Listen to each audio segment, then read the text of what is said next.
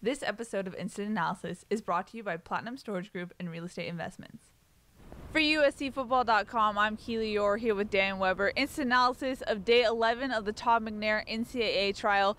And today started off a little different than what we're used to. A juror was missing, and then we got word from Judge Schaller that the juror was actually in the hospital. So there was some back and forth between both attorneys, what to do, how to approach it.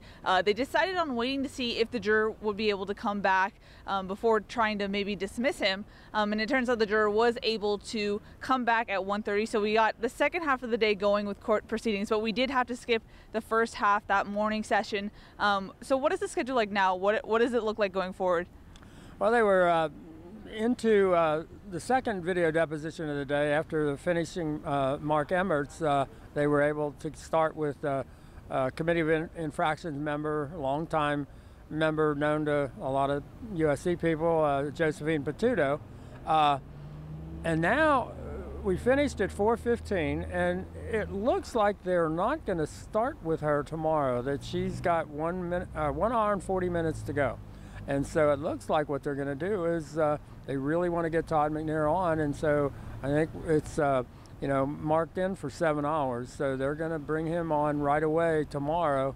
I don't think we're 100% sure of what's going to happen Friday, except for the movie filming right outside on that street that's got cars all the way as far as you can see. We understand from 7 a.m. to 4 p.m. There's a big movie shoot on the street right in front of the courthouse and right across from where we are now. So Friday ought to be really interesting. I'm still not completely sure. My guess is that Todd McNair goes into Friday. I would think. For sure, yeah. And so when does Potuto come back, or does she come back? I don't think we know. But the good news, I guess, at the end of the day, Judge Schaller said, I think we're back on schedule. So, he might know. I think they're really trying to get the lawyers to agree to cut things out and cut things back. And so he may know more than we do, but he said, I think we're back on schedule. So we'll see. But big day tomorrow. Yeah. Okay, well, let's go back chronologically through the day. Mark Emmert, the NCAA president, we finished his deposition. In your opinion, do you think that it was necessarily needed? It was 30 minutes. In my opinion, I think it didn't necessarily help Todd McNair's case. I think Emmert was very skilled in his answers, and we kind of, as far as information goes, we got all we needed yesterday from him. Yeah, I think he repeated that Shep Cooper had done things that he should not have done, and for that he was penalized. He, as far as when Bruce Brollette asked him about other members of the Committee on Infractions who certainly seemed to be deliberating, certainly seemed to be trying to influence the panel, he basically said he didn't have enough information. He really wasn't the president of the NCAA at the time, and so he came in right afterwards and he says, I basically do not have enough information to know the answer to that.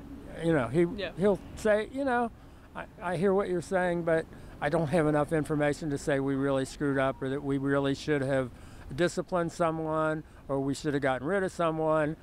He just says the one person that we had a chance to do something about, Shep Cooper, we did in effect not give him a promotion. He's now reporting to somebody else on the Committee on Infractions administration, and that's kind of it. He was good. I mean, I think he spent a lot of time, as he said, with his general counsel, and I don't think he ever really stepped in anything at all. Yeah. Moving on to Josephine Potuto, who they call Joe Potuto. She was a voting member on the COI. She was actually a veteran member who termed out on the COI, but was called back in to be a substitute for a member on the COI who was part of the Oregon schools, and so that was a conflict of interest, so they needed her to come back. To explain, some people have confusion on voting member versus a non-voting member and the significance of that. Main thing about this case is that the non-voting members who shouldn't have influence on the committee of the COI, Todd McNair's lawyers contend that the non-voting members did. So when we say they're a voting member, they're allowed to influence the committee, versus as a non-voting member, you're not allowed to influence the committee.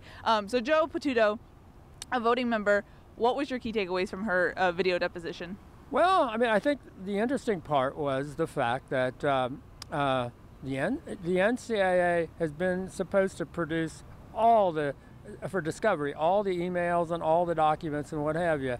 And it wasn't until, as Bruce Borlett pointed out before he started his questioning about it, he said the night before they were going to do their deposition in Indianapolis, the NCAA produced an email from Josephine Potuto to Shep Cooper from a couple of years ago, 2 years back.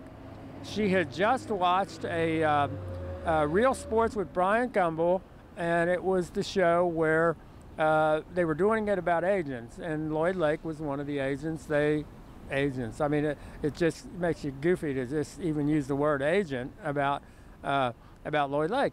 But she immediately sent an email to Shep Cooper, who runs the Committee on Infractions, and says, whoa, they had this show about agents, and they had this ex-con, I don't know what else she called him, but and I think somebody said they cleaned up the language, but she said, and I believe him. I saw some tape. I don't know if she said tapes or they clearly played tapes on the show, yeah. And she saw them.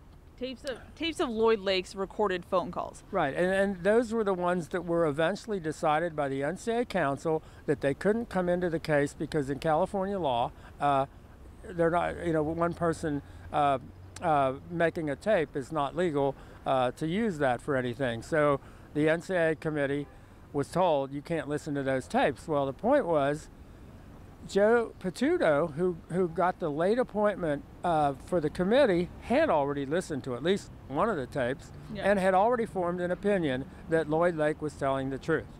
So then she tells that to the person who apparently appointed her to the committee, because they got the email that showed up just a couple of weeks ago, the night before they were going to depose her, that says exactly that, and then Shep Cooper watches it as well.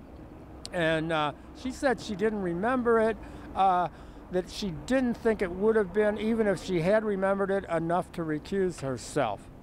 But it's clearly a major point of controversy in terms of if you had seen a tape that the committee wasn't supposed to see, and you knew about it, and it came up in the deliberations because you guys talked about the ruling that the general counsel made that you couldn't listen to those tapes, and she said it didn't even remind her then, and she didn't even think about it, and she just went right on through and never thought about it at all. But what it does, obviously Todd's lawyers are trying to make you think that not only should she have recused herself and reminded everybody that she had seen this tape, but the fact that she had formed an opinion about Lloyd Lake was the reason she was on the committee, that they knew going in. She had already made up her mind. She said she hadn't, and it said it didn't ever enter her mind, but her email says otherwise. Mm-hmm. So, so they started off with her with a real point of absolute disagreement and contention, and she's the NCAA expert on the Committee on Infractions. She's the person that the NCAA brings to Indianapolis to conduct seminars. This is how you do it. This is what it means. She was a 9-year member. She's written articles about it.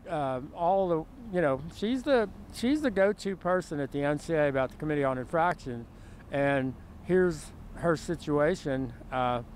And the question is, was that fair process? Did Todd McNair have a fair chance with a person who had already seen the tapes that the committee wasn't supposed to see and had already formed an opinion on them before the hearing, before anything else? She said no, but if you're on Todd McNair's side of things, you're pretty suspicious. Yeah, we're not exactly through the whole video deposition. Wow, there's a lot of flies near us right now. I don't know if you can see them. We're not through the whole video deposition, but it seemed like not a big deal in the deposition so far. It was something that you and I caught. I'm not necessarily sure if the jury caught that, because the Bruce Burleigh said that they got the email the night before the deposition. Joe Potuto's deposition was in January of 2018. Shep Cooper's deposition, the one she sent the email to, was in 2012. This was something that the NCAA didn't want Todd's lawyers necessarily seeing until basically the last minute. Well, they didn't have it when they interviewed Shep Cooper. Yeah. It would have been really interesting when they deposed Shep Cooper if they could have said, we have this email here, and you were the person, because Josephine Potuto said Shep Cooper was the one that contacted me and said they wanted me on the committee. And they would have been able to ask Shep Cooper, why would you have put a person on the committee who you knew had already formed an opinion about the McNair case? You'd have loved to have seen. I mean, I think one of the reasons they liked the idea of the Shep Cooper interview because it was fairly fresh. It was only 2012, so it was only a couple of years, and it wasn't all that far away from all the things that had happened in the hearing. But it would have been wonderful to be able to ask Shep Cooper about what was the decision-making process when you knew she had seen the tape, she had already formed an opinion. Mm-hmm. I thought the other notable thing to come out of her deposition so far was that the NCAA in their opening statement made it a point that they didn't necessarily keep Todd McNair from getting a job because he never hired an agent. He never filled out a job application to become a coach. And Bruce Burleigh asked Joe Potuto, at the elite level, do you send out job applications to become a coach? And she kind of laughed and was like, you don't send out an application. So she kind of destroyed that part of the argument that you don't actually send out a job application if you want to be a head coach or a coach in college football. Yeah, I don't think she had any idea that's where Bruce was going, but I think Bruce kind of files these things away. And she didn't probably know that the NCAA had made out a point that why didn't you send out any applications? And then their person who's testifying says, oh, they don't send out applications. So again, it makes the NCAA, it wrong-foots them a little bit. It's like they're not quite sure of how this all works. Those are just little things, but you could file those away and say, gee, I wonder why they told us.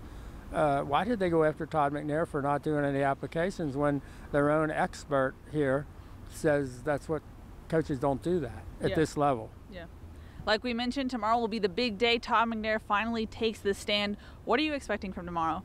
Well, I think there are just a whole lot of things that, so many of the things that, the phone call and the photo and the 3 phone calls the night that Reggie was supposed to be hosting. Oh gosh, can't you think of Percy Harvin? Yeah, Percy Harvin. I never want to go with Percy there. How did that go? How did that work? Because the NCAA has characterized those very specifically, and in terms of he's lying about this.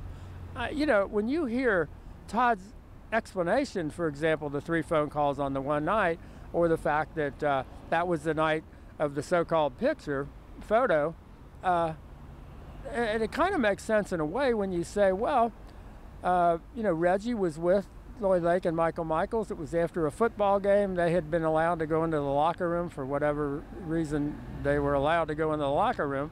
But it wouldn't be all that big a surprise that they would have shown up at the same place. And somebody could have taken a photo, which even the NCAA people now say it was a copy and it was cropped and God knows what else was done to it. But I think for some context, it would really be good to hear Todd's version of how that night went or how the night of the phone call went. I mean, I think, when you say, I swear to, if I got a phone, I had no idea. I don't, I know there were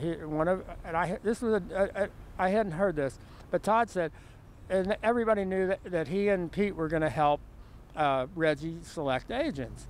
And so that word must have gotten out some. And so Todd said he was getting a couple of phone calls from agents and he wasn't going to deal with them on the phone or have anything to do with them. And so he said, basically, if somebody called and said, I'm an agent, I'm going to try to get in the interview because they were only going to interview 4, he said, I just hung up on him. But he said, he said, I don't even remember this one. Yeah. I think that sounds fairly reasonable. And then when you combine that with all of the mistakes that the NCAA made in asking him about that, it would seem that I don't know how any reasonable person could say on that single piece of information, which he kind of got Joe Potuto to kind of admit that, you know, they don't want to say it's the information that but it's the point. She said it was the point everything turned on. And they totally accepted Lloyd Lake's version of this 2-minute and 32-second phone call. And I don't imagine how you could do that. You can't possibly know that what Lloyd Lake is telling you about that phone call is correct, knowing that he didn't even know when they asked him at first who made it. And they didn't know what year it was, or they didn't, weren't able to ask it, correctly. You would think that whole phone call would just be tossed out, because you would think reasonable people would just say, there's no way we can figure out what that was all about. And yet that's the piece of information that basically convicts Todd. His ability to kind of describe that, I remember talking to him after the verdict came down, and we went over to Glendale, and he just kind of was saying, why me? Why did they pick me? What did I ever, do? And when you hear him tell his story, you think, yeah, why you? I mean, when you know, kind of the facts. So I would guess that's kind of the story he will tell. Will tell the jury tomorrow, and it'll be interesting to see, how they relate to him, yeah. And how does the NCAA cross-examine him? I don't know. They've said a lot of really bad things about him. Do they say that in person to his face in front of a jury? I don't know. Yeah, it will be interesting to see what happens tomorrow, but as always, keep it on us. We'll give you the full report tomorrow. For Dan Weber, I'm Keely Eure. For more, check out uscfootball.com.